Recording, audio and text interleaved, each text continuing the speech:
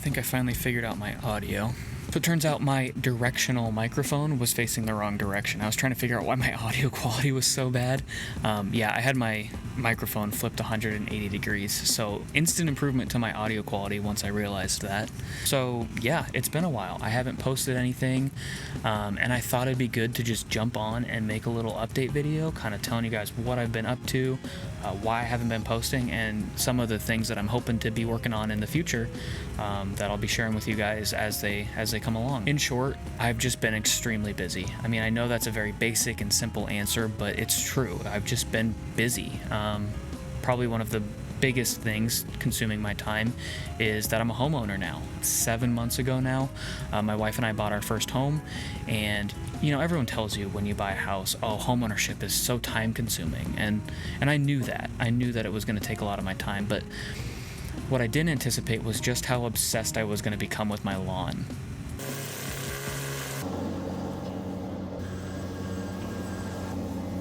Anyone that knows me knows that that's totally par for the course. Of course, I got obsessed with lawn care, but I just didn't anticipate it. And there's a couple reasons why. I mean, number one, I just want my yard to look nice. It's part of the aesthetics of the house. It just makes the overall house look nicer.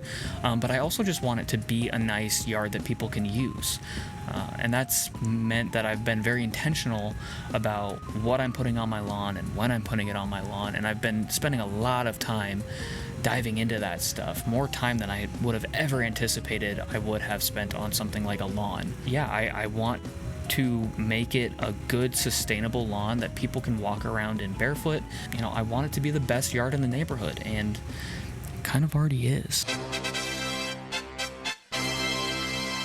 I've also been more intentional with my productivity, and more specifically my non-productivity, which I know kind of sounds weird, but what I mean by that is I feel like we all kind of struggle with this feeling that you have to be productive every moment of every day. I would have moments where I'd be sitting there relaxing, and then I'd be thinking to myself, come on, man, you gotta get up, you gotta do something.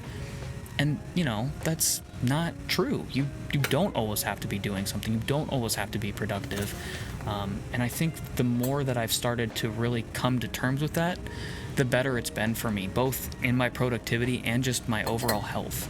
I think it's actually made me more productive, because when I'm being productive, I'm intentionally being productive. Those moments are dedicated to productivity. But at the same time, I've also been more well rested, and I'm more prepared for those productive moments, because I know that I'm able to rest and relax after I'm done being productive. I'm either being productive or I'm not being productive, and I don't have to feel like it's never gonna end, and I don't have that pressure on my shoulders to always be doing something and always thinking of what the next thing I need to be working on is. So, you know, in many ways, being unproductive in an intentional way has been good for me. But that means that there's less time where I'm doing something like thinking of ideas and designing stuff and making it and putting videos together for it. It's just less time for that kind of stuff. And I've also just been facing sort of a hurdle. So I am what you might call a messy perfectionist. I'm really good at thinking of ideas and starting stuff, but I really struggle seeing things through to completion. It's not that I don't finish those things. It's just that I tend to have all of my excitement and interest in a thing at the very beginning of it, and then that fizzles out pretty fast, and then I usually lose interest pretty much completely by the end of the thing. So what that usually looks like, about halfway through a project, I'll reach this point and I kind of go one of two ways. Either I go down this road of, oh my gosh, this project's going really well and I'm really excited about it. I can't wait to push through the completion of it and see how it turns out, because I'm really interested and excited in this thing. Or I go down this other road of, oh my gosh, I am so sick of this project. I have lost interest in it. I just want to finish it so I can move on to something else. To combat that, I kind of tell myself that you have to finish what you're working on currently before you can start something new. And that does help me not have a million different projects started at any given time and then none of them are finished. Where that kind of backfires is, more recently what I've found is that, to me, the project isn't complete until I complete the video for it. And these two projects I had anticipated making videos for, but I just I had lost interest in them. And so when you've got that physical thing done and you're ready to be done with it and move on to the next thing, having that video hanging over your head of like, you got to go edit this, it's really difficult. So for the longest time, I was telling myself, I really want to move on, and I want to start on this project or that project, but I can't do it until I edit those videos and get them posted. I listen to a podcast called the Shop Sounds Podcast. It's two woodworkers, Keith Johnson Woodworking, and Jason Hibbs of Bourbon Moth Woodworking. And they have a Patreon episode after every regular episode where you can submit questions and they'll answer them. And a question I recently asked them was basically about that. How do you break through those lulls in productivity? How do you break through that plateau where you don't want to keep working on the thing that you're currently working on, whether it's a video or a project that you're just not interested in anymore? And their answers were really good. The first thing that stood out to me with both of their answers was that they both really empathized with that feeling of kind of being stuck in the middle of a project and just losing interest in it and wanting to be done with it. So that was kind of nice to hear, that these people who are relatively successful woodworkers have struggled and continue to struggle with the same thing that I struggle with. That was actually kind of nice to hear, that it's not just me, but that everybody of every level is struggling with something similar in regards to that. Another thing that they kind of mentioned was that, if you didn't do the video after you finished the project, you're probably never going to finish that video. And at first I was kind of bummed, right? I was like, dang, maybe I'll never get around to making those videos. But pretty quickly I realized that's actually kind of a weight off of my shoulders, because instead of sitting there in this, vicious cycle of I can't start on anything until I finish these, but I don't want to finish these because I want to work on something else, it kind of broke me out of that cycle and gave me the ability to be like, nope, I'm not going to make videos on those. I'm just going to move on. And maybe someday I will make videos, for those two items, but I don't think it'll be anytime soon. And I think that's okay, because now I can move on and dedicate my time, what little of it I have between these other things that I'm doing, to do something else that I am interested in, and to think of other ideas and designs and make more stuff and share videos with you guys. And I will show you those two things. One of them is workbenches. I made 3 workbenches, and I did a couple things to them that I think is kind of cool. And the other thing is basically a miter saw dust extraction accessory, basically. So I got a new miter saw, and the dust collection on it is not great. I wanted to make it better. And actually, when I was looking, there's another creator out there, and forgive me, I don't remember their name, but they've kind of unintentionally become like known as the person who makes dust collection better on miter saws. They design components that make the dust collection better, and that, I could have just ordered the one that they made for my saw, but then after watching them kind of work through their design process, I was like, I could design my own, how I want to design it, and just print it myself. I don't need to pay someone else $30 for their design. It's a great design, and it's an awesome product, and I'm glad that other people out there are using it. But you guys know me. I'm just gonna do it myself and figure out another way to do it. So that was a really interesting project, and it was really fun, but I don't think it needs its own video. And I do have some stuff in the queue. Like, I have some ideas of things I want to work on. I've got a sign, which is basically different layers of wood, and each piece of wood is kind of a different shape, but when you stack it up, it creates one image, and it's sort of this interesting 3D stacked sign. I'm sure you guys have seen similar signs out there. So that's something that's coming up that I'm hoping to work on. And I've got an entire list of ideas of things that I haven't even started sketching. I haven't even really thought about what these things are going to look like yet. So I'm really excited to just get back into designing these things and making them, and sharing those things with you guys. I mean, I want to make some bookshelves. I need some bookshelves.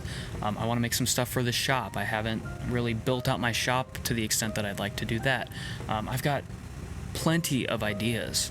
I just haven't really been intentional about sitting down and designing those things, because I've been holding this idea over my head that I need to make these 2 videos before I can do anything else design related. So with all that said, I think now's a good time to go show you guys the stuff that I'm talking about, the workbenches that I made, and then the miter saw dust extraction accessory that I made. Show you guys what I'm talking about with those. With the workbenches, I really wanted something that was flexible, that I could move around to kind of suit the project that I'm working on. I find a lot of times people fit the project into their space, they don't fit their space around the project. And I found that when I didn't really have a defined workspace, I actually enjoyed the flexibility of that space and how I could manipulate that space to work for the project I was working on. I didn't have too many constraints to where I had one specific way I had to do certain things.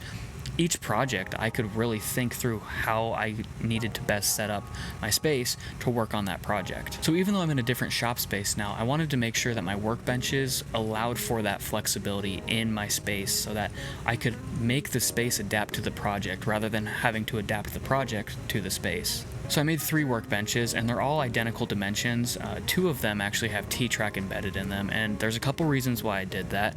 The main reason was so that I could have those tables double as a miter saw station. And then I also just find that having T-Track in the table is really nice for clamping stuff down. And the T-Track being there doesn't really inhibit you or subtract anything from the table, but it does add some flexibility if you want to clamp stuff down to the table. Another thing I wanted to add was leveling feet. Being in a poured concrete basement means that my floors aren't the flattest, and I wanted to make sure that these tables weren't going to be wobbling around. I also added removable casters to these tables so that I could roll them around and place them where I wanted to, but then when I was done, I could take those wheels off and get them out of the way. Now there's a couple things about this table design that I probably would change if I was going to make it again. I don't know if I'm going to be remaking these anytime soon, but there are a couple things about them that I do think I'd like to improve, especially on how I handled the leveling feet and the rolling casters. I think I could have just done it a little bit better. And then another thing I did was I made this dust extraction attachment for my miter saw. So what's nice about my miter saw is it actually had a piece mounted to it that really isn't critical for anything, and it was mounted in the perfect position to use for dust extraction. So that was really nice because not only did I have 2 bolt holes that I could bolt something to, but I also had something that I could take referential dimensions off of. So you can see here, I kind of started off just trying to rough out the dimensions and get all the spacing and thicknesses right. I got pretty close on my first try, but you can see that this hole was a little too low. So I just printed a small piece just to get everything situated and bolted up so I could figure out how everything was fitting. And then I also gave myself kind of these flat faces that I could adapt off of once I got these hole placements figured out. Then once I had figured out those dimensions, I was able to actually jump up to the next step, which was just a slightly bigger prototype where I could get a lot of rough dimensions, and I basically just created a cube that I could shape and morph into what I needed it to be, and that gave me a good idea of the spacing of things, the clearances I had, because once I bolted this on and confirmed that it fit up pretty well, I was able to see how close everything was. I found that this gap was a little too tight for the saw blade. It still fit, but it was a little tighter than I probably wanted it to be. This spacing was really good, so I knew that that was good, and I could adjust off of that. I had plenty of space here to mess around, and I was able to move the miter saw around and kind of see if there was going to be any interference. And from that, I was able to trim it down and make it a sleeker design. And this is the final product. This is what I've got attached to my miter saw today. And you can see here that I had to make a slight adjustment to the angle, but what was nice is I actually printed this originally in 2 pieces. One piece here that bolts underneath the saw blade, and then this piece here that attaches to the dust collection hose. And I'm really stoked on how this turns out. It's not perfect, there's obviously a lot of improvements I could make, but for a first round prototype, it's actually a lot better than the stock dust collection. So yeah, those are the 2 things that I was planning on making videos for, but I think I'm just gonna call them done and move on to the next thing. I really do enjoy making these things and sharing them with you. I just haven't really had the time, and I haven't really had the motivation to start anything new, but I think that's all starting to change. I don't think I'm getting any less busy, but I think that I'm going to be able to be more intentional about sitting down and putting my ideas into a design and making them. And I also think I'm going to be more selective about what I make videos about and what I just make for me. I don't think everything needs a video. I do enjoy sharing the creation process with you guys, but I think some things are fine to just make. And that's okay. I think it's okay to just make things and not necessarily share them with anybody. And then also being more intentional about what I am wanting to share with you guys so that I can put more time and energy into it and be more excited about it. And I'm also realizing that if I'm going to make a video on something, I probably just need to make the video right away after I finish it instead of putting it off and then losing interest in that thing. If you like this whole talking to the camera thing, let me know. I mean, I'm happy to keep doing it, especially now that I've figured out the right way to face my microphone. I think these videos are going to be a lot higher quality. Whether it's 3 of you or 100 of you, it doesn't matter, because to me, I just enjoy sharing this stuff with you guys. As long as there's someone out there that wants to see it, I'll keep doing it. Yeah, we'll see you guys in the next video.